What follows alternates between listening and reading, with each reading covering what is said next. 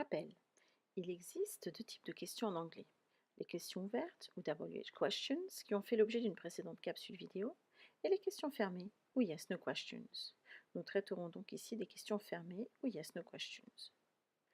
Ce sont des questions qui commencent toujours par un auxiliaire, comme is, am, are, has, have, can, do, does. On les appelle des questions fermées car lorsqu'on répond à ces questions, le choix de réponse est restreint. On a seulement en théorie deux réponses possibles, oui ou non. Par exemple, Are you French? Yes, I am. No, we are not. Ou encore, autre exemple, Do you run every day? Yes, I do. No, I don't. Bien évidemment, on peut moduler les réponses et on peut ne pas forcément répondre par yes ou no.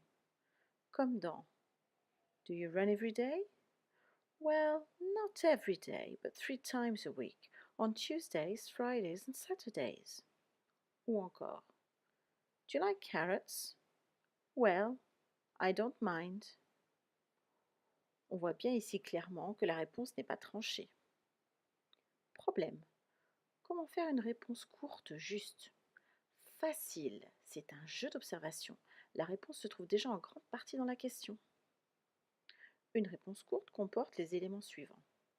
Yes ou no, suivi d'un pronom sujet, I, you, he, she, we, you ou they, plus un auxiliaire. Voici quelques exemples de questions fermées. Are you happy? Is Jane British? Do Mr. and Mrs. Jones live in this house? Have they got a Labrador? Has Mark got a new ball?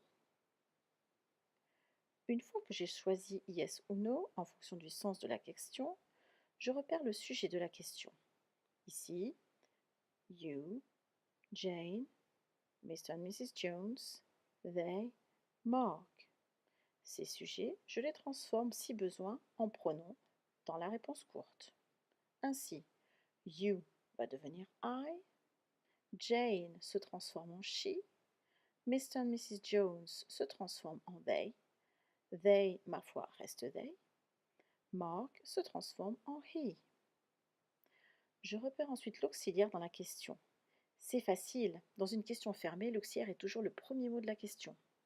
Ici donc, are, is, do, have, has.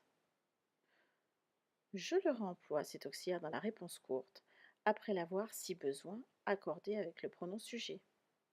Ainsi, are, accordé avec I, va devenir am dans la réponse courte. Is restera is.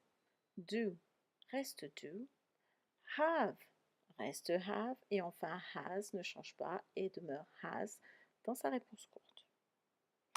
Enfin, je n'oublie pas de rajouter la négation si la réponse est no, bien évidemment. Sous la forme contractée, comme dans isn't, ou sous sa forme pleine, comme dans has not. Voilà, c'est très simple. Maintenant, c'est à vous. Complétez votre fiche ViriQ et entraînez-vous.